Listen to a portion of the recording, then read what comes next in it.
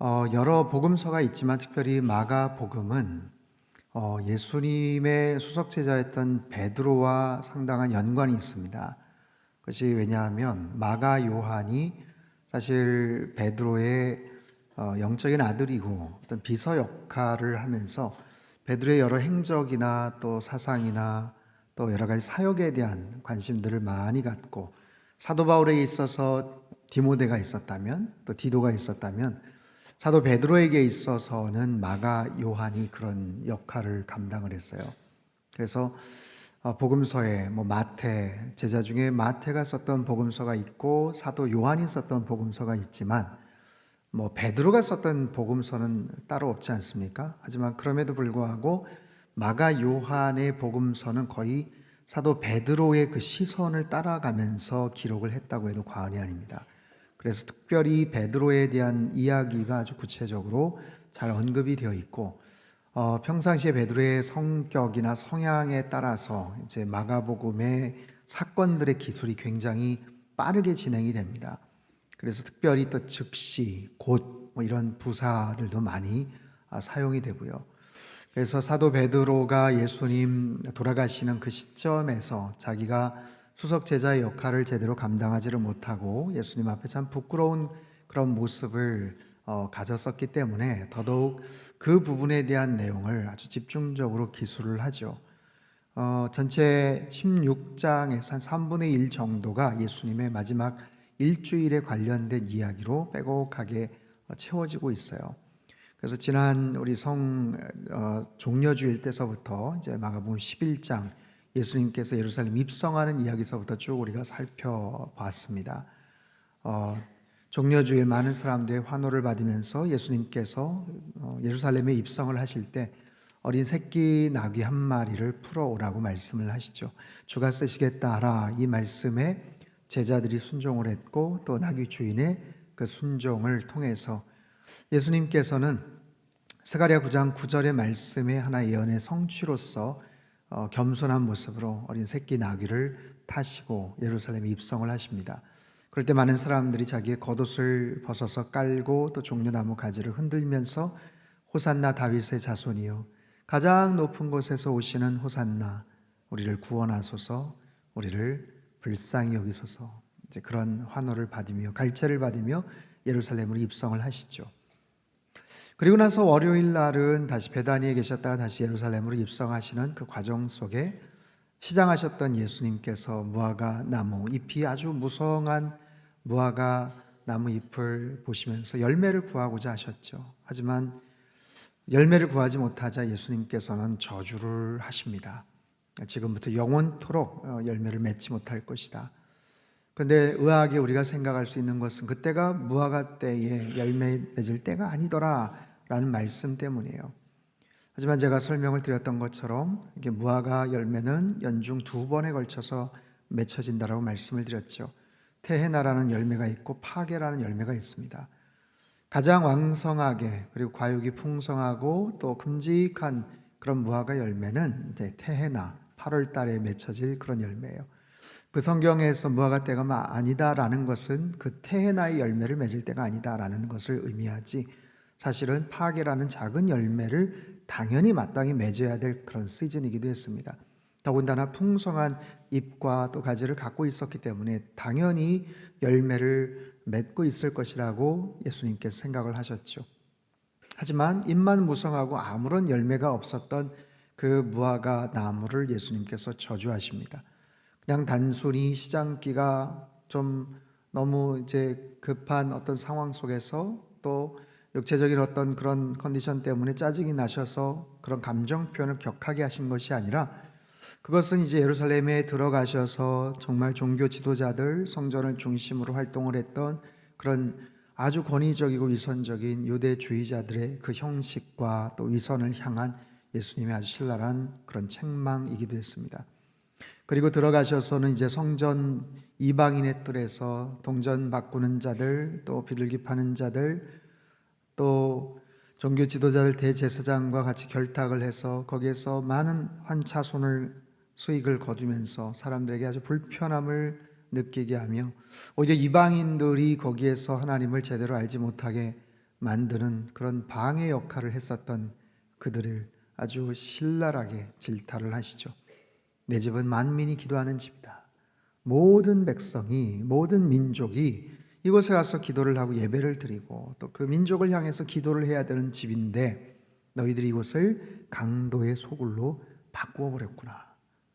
그러면서 예수님께서 아주 신랄하게 그들을 혼내주시는 장면이 월요일 본문입니다. 화요일날 본문은 사실 가장 많은 이야기가 복음서에서 소개가 됩니다.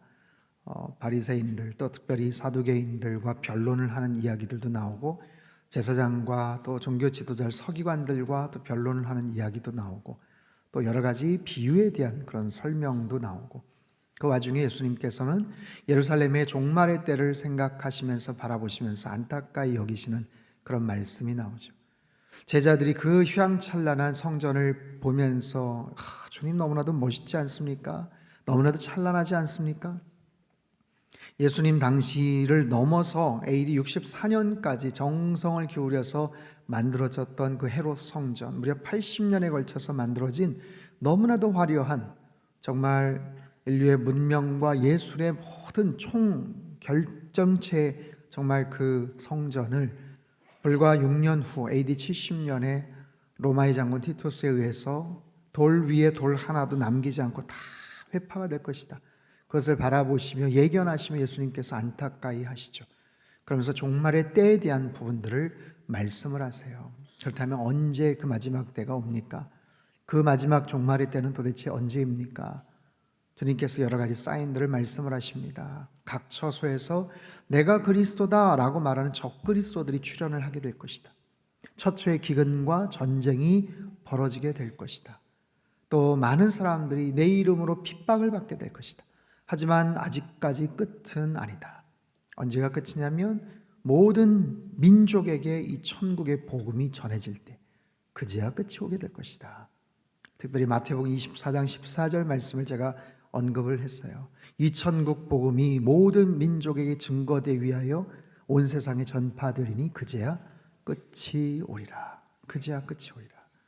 마지막 종말에 대한 예언의 말씀들을 하시면서 우리가 그 마지막 때에 어떤 자세, 어떤 모습을 가지고 살아갈 것인가. 아직까지 마지막 때가 아직 좀 꽤 남았구나. 아직은 안심이구나. 그러라고 주신 말씀이 아니고 분명히 종말의 시간은 가까이 오는데 그 종말은 우주적인 종말, 즉 역사적인 종말과 나 개인적인 종말이에요. 그 주님께서 재림 예수께서 이 땅에 다시 오시든지 아니면 우리의 이 땅에서의 연한이 닫혀서 우리의 모습이 주님께로 가든지 둘 중에 하나인데 분명한 것은 언젠가 분명히 주님을 만날 터인데 그 주님 만날 때 우리는 무엇을 하다가 주님을 만날 것인가? 가장 주님께서 원하시는 일, 가장 주님께서 관심을 갖고 계시는 일, 다른 여러 가지 세상적인 일이 있지만 나의 만족이나 나의 여러 가지 행동들을 추구하면서 스스로의 안위 속에서 살아가다가 주님 만날 것이 아니라 주님께서 가장 기뻐하시고 관심을 갖고 계시는 그 일을 하다가 예수님을 만나는 것, 그것이 우리가 이 땅을 살아가야 될 앞으로 남은 시간에 대한 가장 창조적인 하나님께서 기뻐하시는 영적 지혜인 줄 믿습니다. 수요일 날에는 사실 특별한 사건들이 언급이 되지는 않아요. 대신 가룟 유다가 은 30에 예수님을 팔아먹을 그런 계략을 대제사장과 결탁을 하는 그런 이야기가 나오죠. 그리고 샌드위치 구조로 인해서 그 가운데 마리아가 향유옥합을 붓는 사건이 소개가 되지만 사실은 더 정확하게는 사도 요한이 그 사건은 사실은 유월절 엿새 전에 벌어졌던 일이다. 종려주일을 바로 하루 앞둔 그 전날에 있었던 베다니에서 있었던 사건이라고 그렇게 언급을 하고 밝히고 있습니다. 베다니에 있는 문둥이 시몬의 집에서 있었던 그 사건, 거기에는 마르다가 있었고 나사로가 있었고 향유옥합을 부었던 마리아가 있었고 그리고 그것을 뭐라고 질책을 하고 따졌던 가룟 유다와 다른 제자들이 있었죠. 그 사건은 틀림없이 죽었다가 살아났던 나사로의 그 놀라운 그 부활에 대한 그 소생에 대한 감사의 의미로서 배설된 하나의 잔치였어요. 그렇기 때문에 그의 누이였던 마르다는 열심히 분주하게 일을 했죠. 하지만 본문에는 나사로는 아무런 반응을 하지 않았던 것을 봅니다. 그 사건을 예배 관점으로 말씀을 드렸어요. 열심히 분주하게 그 일을 준비하고 진행을 하는 데 힘썼던, 어쩌면 예배 진행자에 불과했던 마르다의 모습. 하지만 반면에 가장 정말 뜻깊은 그리고 진솔한 감사의 고백을 드려야 했음에도 불구하고 아무런 감사의 리액션이 없었던 예배 방관자와도 같았던 나사로의 모습. 반면에 정말 300데나리온, 한 노동자 1년 품삯과도 같은, 연봉과도 같은 고귀한 값비싼 순전한 나드 향이 옥합을 깨어서 예수님의 머리 위에 붓고 자신의 머리칼로 예수님의 발을 닦으며 눈물을 흘렸던 마리아는 참된 예배자라고도 말씀을 드릴 수가 있었죠.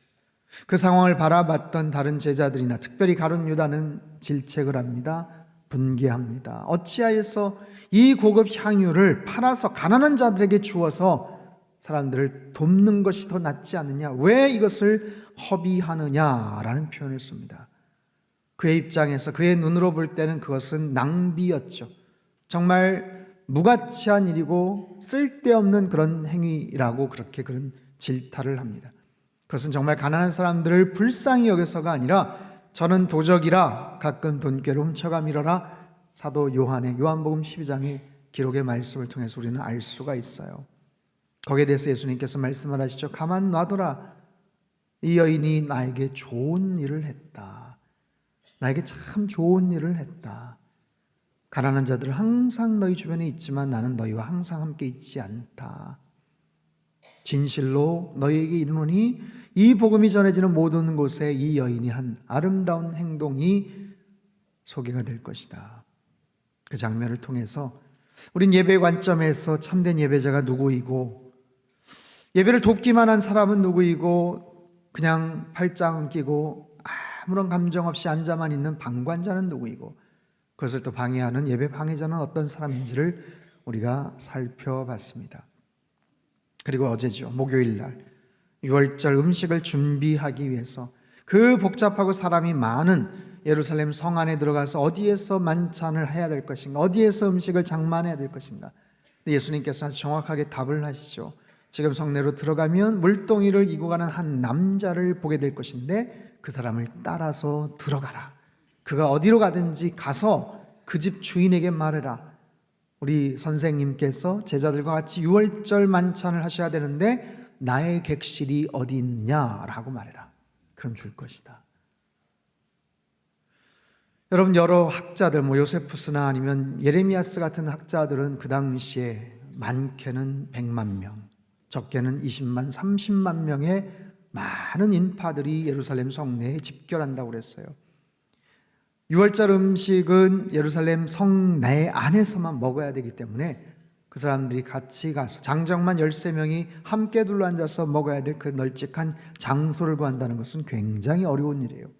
그럼에도 불구하고 예수님께서는 마치 모든 상황을 CCTV를 통해서 다 보고 계시는 것처럼 움직이고 있는 한 남자가 있으니까 빨리 지금 가면 그 사람 만나게 될 것이다. 어느 한 위치에서 약속을 받고 지령을 받고 기다리는 사람이 아니라 지금 어딘가를 향해 가고 있는 그 사람, 지금 빨리 right now 움직이면 너 그 사람 만나게 될 것이다. 나의 객실이 어디 있느냐.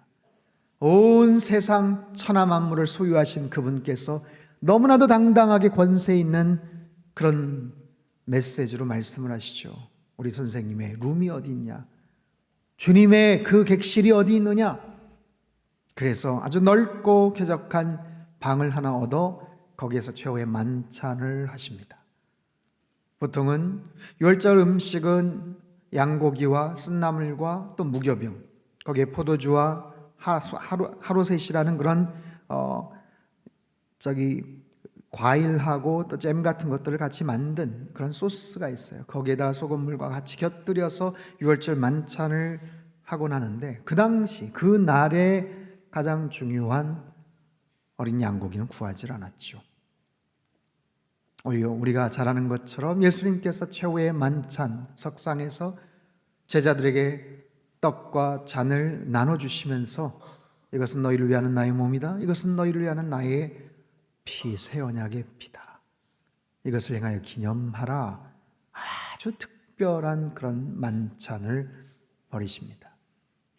그리고 6월절의 주인공이신 예수님께서는 그 현장에서 떠나 겟세마네 동산에 가셔서 기도를 하시고 가룟 유다와 로마 군병들에 의해서 붙잡혀 가시죠. 그것이 이제 6월절의 본격적인 시작입니다. 끌려가시고 문책을 당하시고 채찍질을 당하시는 예수님.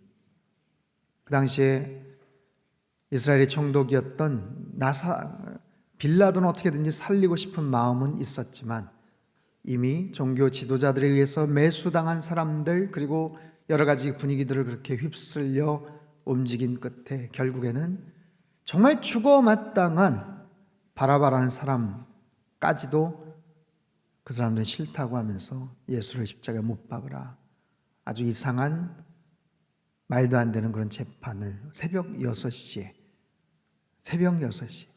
그래서 사형 선고를 내리죠. 그래서 새벽 6시부터 9시까지 사형 집행 준비를 하고 골고다 언덕으로 직접 그 무거운 십자가를 짊어지시고 올라가시는 예수님. 그리고 나서 9시부터 오후 3시까지 6시간 동안 십자가에 매달려 예수님은 서서히 죽어가십니다. 주님께서 달리셨던 그 십자가, 인간이 경험할 수 있는 가장 잔인하고 고통스러운 처형 방법이었습니다. 머리는 가시관, 양 손과 발에는 굵은 대못이 아주 깊게 박혀져 있었고요.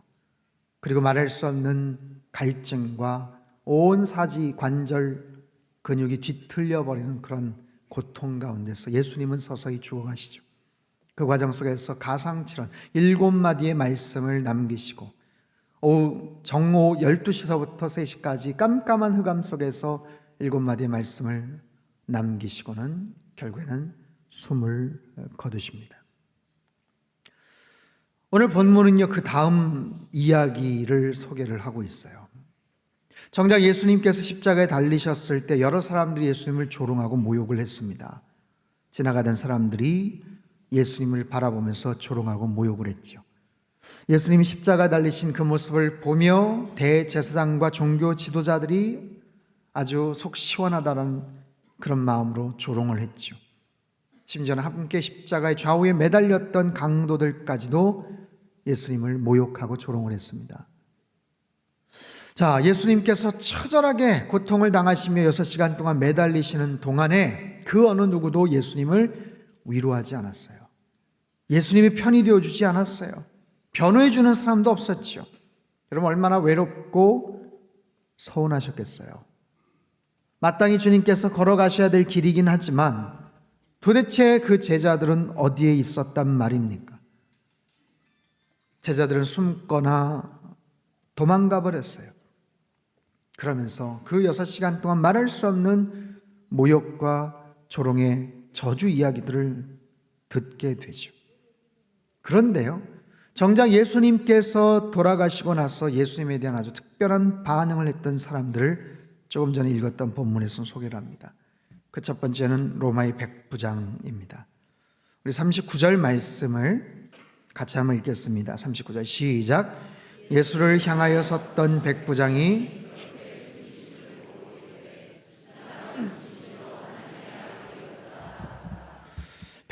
말합니다. 이 사람은 하나님의 아들이었다.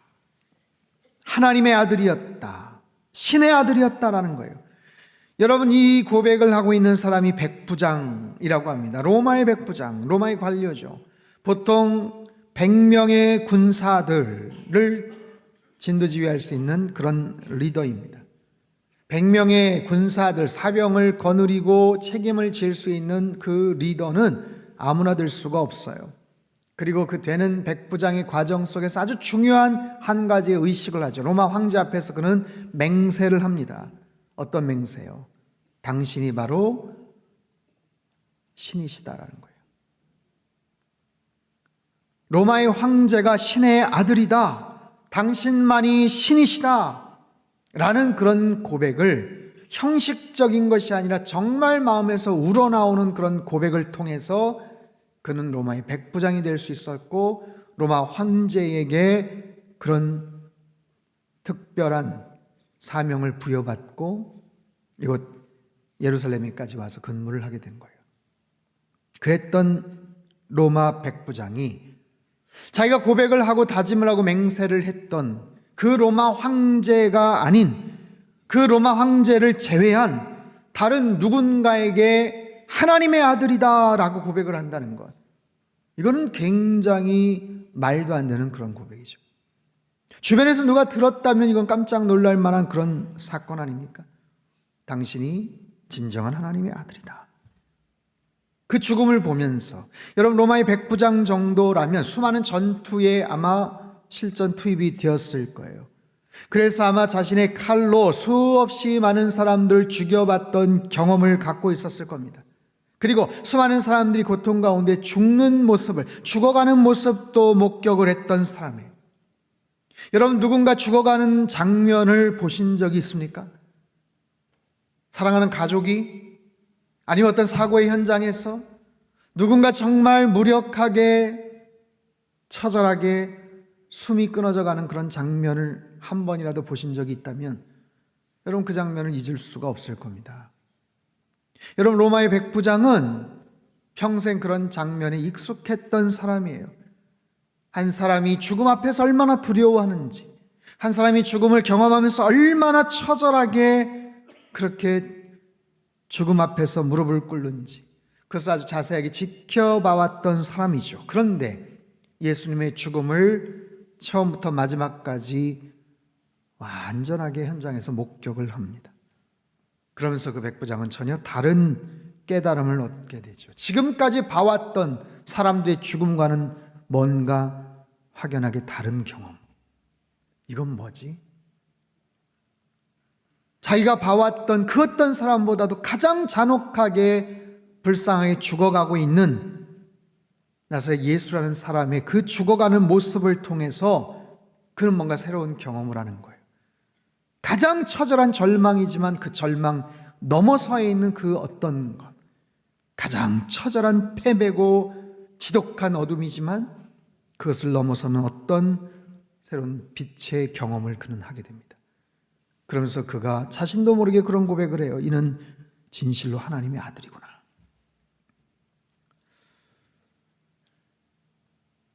누가복음에서는요, 이 백부장이 뭐라고 고백을 했냐면 23장 47절에 이렇게 고백을 합니다. 백부장이 그 된 일을 보고 하나님께 영광을 돌려 이르되 이 사람은 정녕 의인이었도다. 의인이었도다. 여러분 의인이었다라는 말은 뭐냐면 백부장이 자기 양심상 바라볼 때 이 사람은 정말 부당하게 죽는다. 정말 억울하게 죽는구나. 지금까지 내린 여러 가지 사형 집행의 과정은 이건 다 허구다. 이건 사기다. 오히려 예수 이분의 말과 행동이 옳았고 이 사람은 정말 의인이다. 죽을 이유가 없는 그런 사람이다.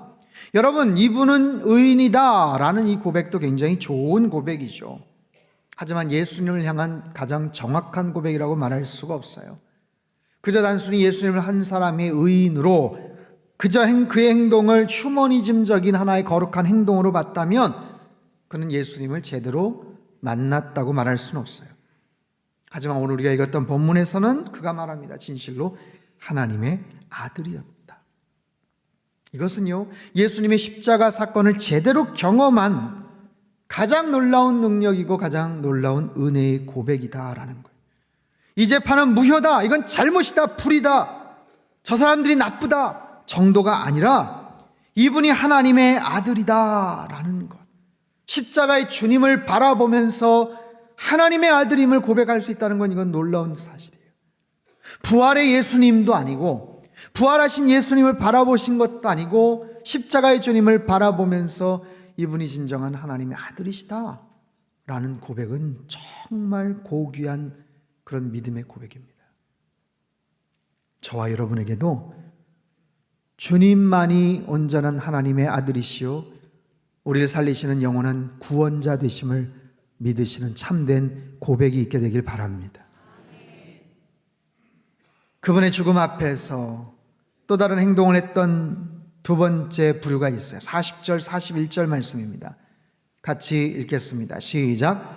멀리서 바라보는 여자들도 있었는데 그 중에 막달라 마리아와 또 작은 야고보와 요셉의 어머니 마리아와 또 살로메가 있었으니 이들은 예수께서 갈릴리에 계실 때에 따르며 섬기던 자들이요 또 이외에 예수와 함께 예루살렘에 올라온 여자들도 마지막 순간까지 주님과 함께 했던 여인들, 그 중에는 예수님의 어머니 마리아도 있으셨고 이모가 되시는 그런 살로메도 있었고, 그리고 예수님에게 큰 사랑의 빚을 졌던 막달라 마리아 같은 그런 여인도 있었어요. 이들은요 정말 끝까지 예수님을 따르며 가슴을 치고 통곡을 했던 그런 여인들입니다. 이 현장에 도대체 제자들은 어디에 간 것일까요? 그들의 이름은 열거되지 않아요. 언급되지 않습니다. 도대체 어디에 숨었는지, 아니면 먼 발치에서 가슴을 치며 그들도 바라보고 있었는지는 모르겠지만 어쨌든 복음서에는 소개가 되지를 않아요. 이들은 끝까지 예수님을 따라갑니다. 예수님 숨 넘어가시는 순간까지도 그 현장에 있었고요, 예수님의 시신을 어떻게 처리하느냐라는 것까지도 끝까지 남아서 지켜봤던 사람들. 오늘 읽었던 본문의 마지막 부분에 이런 표현이 나와요. 막달라 마리아와 요셉의 어머니 마리아가 예수 둔 곳을 보더라. 도대체 예수의 시신 어디다가 매장을 할 것인가?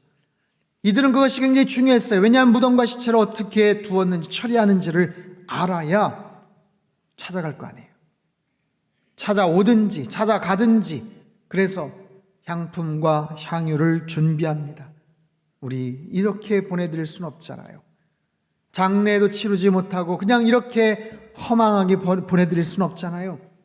하면서 그들은 나름대로 향품과 향유를 준비합니다. 그리고 사랑과 정성을 모아서 예수님의 마지막 장례를 치러드리려고 하는 아주 갸륵한 마음의 소유자들이에요. 그리고 실제로 안식일이 지나고 나선 가장 일찍이 그 장소, 자기네들이 봐왔던, 지켜봐왔던, 눈여겨봤던 그 장소를 향해서 나아갑니다. 사실 아무런 대책도 없었어요.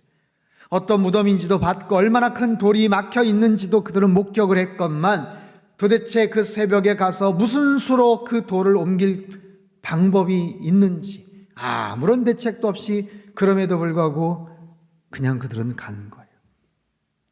그 새벽에 대단한 믿음과 굉장한 용기, 사랑과 깊은 애정을 가진, 한마디로 의리 있는 그런 여인들의 모습이죠. 또한 오늘 본문은 세 번째 사람을 소개합니다. 아리마대 사람 요셉이에요. 42절 43절 말씀을 같이 한번 읽겠습니다. 시작. 이날은 준비일 곧 안식일 전날이므로 저물었을 때에 아리마대 사람 요셉이 와서 당돌이 빌라도에게 들어가 예수의 시체를 달라 하니, 공회원이요 하나님의 나라를 기다리는 자라. 자, 보세요. 예수님이 몇 시에 십자가에 달리셨죠?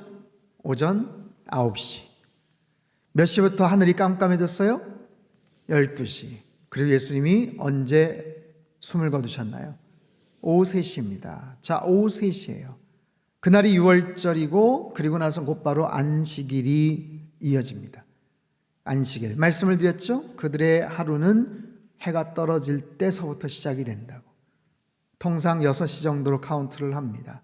그러면 그때부터 안식일이기 때문에 다른 행동들을 할 수가 없어요. 시신을 어떻게 안치를 하거나 장례를 하거나 할 수가 없는 거예요. 그러면 오후 3시에 숨을 거두신 예수님, 안식일이 시작되는 6시까지 딱 3시간 남았던 거예요. 그 3시간 동안 예수님이 어떤 특정한 장례 의식이나 절차가 있지 않으면 어떻게 되는가? 어떻게 될까요? 그 시간을 만약에 오바를 하면 어떻게 될까요? 예수님은 그냥 십자가에 계속해서 매달려 계시거나, 그렇죠? 십자가에 그냥 매달려 계시거나, 아니면 누군가 시신을 수습해 가지 않으면 급하게 거기 있는 사람들, 일하는 사람들이 나그네들의 공동 묘지의 집단으로 그냥 내팽겨쳐 버리게 됩니다. 이미 썩어 있거나 함께 던져지는 싸구려 공동묘지 같은 그런 장소, 정말 사람들이 가까이 가기 싫은 저주스러운 그런 장소죠. 그런 곳에 한 켠에 구덩이를 파고 아무렇게나 그 시신을 그냥 패대기쳐 버리는 거예요. 어떻게 보면 굉장히 아찔할 수 있는 그런 순간이죠. 예수님의 시신이 정말 처절하게 망가지고 훼손이 되었다고는 하지만 그럼에도 불구하고 그 최악의 상황까지 가지 않았던 것은 바로 이 부자 아리마대 사람 요셉이라는 사람의 용기 있는 행동 때문에 그랬어요. 누가복음에 보면 그를 선하고 의로운 사람이라고도 표현을 합니다만 이 아리마대 사람, 예루살렘 서북방 35km 지점에서 태어나고 그곳을 거점으로 활동을 했던 그는 우리에게 알려져 있는 사내들인 공회의 멤버 한 사람이에요. 그 중에서 꽤나 높은 지위와 또 존중을 받고 있는 그런 사람. 그래서 빌라도 총독에게 개인적으로 찾아가서 뭔가를 부탁할 정도의 그런 지위와 존경을 받고 있는 사람. 특별히 오늘 본문에 당돌히라는 특별한 표현이 나와요. 당돌하게, 당돌하다. 이건 무서운 줄 모르다, 앞뒤를 헤아리지 못한다, 그런 뜻이기도 합니다. 근데 개인적으로 빌라도를 찾아갈 만큼의 그런 영향력이 있었던 사람, 당시 71명으로 구성된 사내들인 공의회 의원이기도 합니다. 그 공의회 대부분의 사람들은 예수님을 십자가에 못 박는데 아주 중요한 기여를 했던 사람들. 그래서 자기가 이렇게 커밍아웃을 하고 거기에서 예수의 시신을 거둬서 뭔가 그를 위해서 어떤 선한 행동을 했다는 것이 알려지면 사람들에게 굉장히 어려움을 당할 수도 있는 바로 그런 사람. 그럼에도 불구하고 그는 가만히 있을 수가 없었어요. 뭔가라도 해야 될 것 같은, 그래서 자신의 가족묘로 쓰기 위해서 구입은 했지만 한 번도 누구도 사용하지 않았던 그 가족 무덤에 예수님의 시신을 안치를 합니다. 그리고 그러기 위해서 빌라도에게 부탁을 하죠. 자, 44절부터 47절까지 말씀을 천천히 읽겠습니다. 시작. 빌라도는 예수께서 벌써 죽었을까 하고 이상히 여겨 백부장을 불러 죽은 지가 오래냐 묻고 백부장에게 알아본 후에 요셉에게 시체를 내주는지라. 요셉이 세마포를 사서 예수를 데려다가 그것으로 싸서 바위 속에 판 무덤에 넣어두고 돌을 굴려 무덤 문에 놓음에 막달라 마리아와 자, 예수님의 십자가 사건, 제자들과 초의 만찬을 가지셨고 겟세마네 동산에 가서 기도하셨고 가룟 유다에서 붙잡혀 가셨고 밤샘 신문을 당하시고 십자가를 짊어지시고 골고다 언덕에 오르셔서 오전 9시부터 3시까지 처절한 고통을 겪으시다가 죽음을 당하신 예수님, 그리고 불과 3시간 이후 안식일이 시작되기 전까지 있었던 모든 행적들을 우리가 쭉 살펴봤습니다. 자, 이런 상황 속에서조차도 3년간 예수님께 정성껏 귀한 사랑의 훈련을 받았던 제자들의 모습은 여전히 보이지를 않아요. 여전히 보이질 않습니다. 그분의 죽음 앞에서 우리는 어떤 모습으로 과연 비추어질 수 있을까요? 그분의 죽음 앞에서 백부장의 믿음의 고백을 받고요, 여인들의 한결같은 그 사랑과 그 애정을 받고요, 요셉의 용기 있는 헌신도 봤어요. 하지만 어디에도 살펴볼 수 없는 그 12 제자들의 그 모습들, 안타깝죠. 만약에 2000년 그 당시에 우리가 그 현장에 있었다면 우리는 어디쯤에서 어떤 모습으로 그 주님의 십자가에 달리신 예수님을 바라보고 있을까요? 우리는 오늘도 십자가를 바라봅니다. 예수님의 죽음을 우리는 묵상을 합니다. 나는 그 주님의 죽음 앞에서 어떤 행동을 과연 할 수 있을까? 어떤 마음을 가지고 주님의 죽음을 대할 것인가? 또 한 번의 고난주간을 보내고 이제 부활절을 맞이하기에 앞서 있어요. 1년 후면 또 찾아옵니다. 올해 별로 감흥을 갖지 못하고 느끼지를 못했어도 내년 이맘때 되면 또 찾아오는 고난주간이겠죠. 하지만 성금요일 오늘 이 시간만이라도 주님의 십자가 사건을 다시 한번 생각하고 묵상하면서 이 십자가가 나에게 무슨 연관이 있는가? 이 십자가가, 못 박힌 이 십자가가 나에게 어떤 의미가 있는가? 주님은 나를 위해서 무엇을 하셨는가? 나의 무엇을 위해서 주님께서는 그렇게 피를 흘리셨는가? 주님이 나의 죄를 용서해 주신 줄로 믿습니다. 주님이 나의 생명을 구원해 주신 줄로 믿습니다. 나는 주님을 사랑합니다. 다시는 주님 만나기 이전의 모습으로 돌아가지 않겠습니다. 여러분, 그렇게 고백을 드릴 수 있을까요? 그냥 또 한 번의 고난주간 성금요일이 스쳐 지나가는 것으로 끝내지 않았으면 좋겠어요. 귀하신 주님 감사합니다. 하나님의 크신 은혜가 우리 안에 거하게 하심을 감사합니다.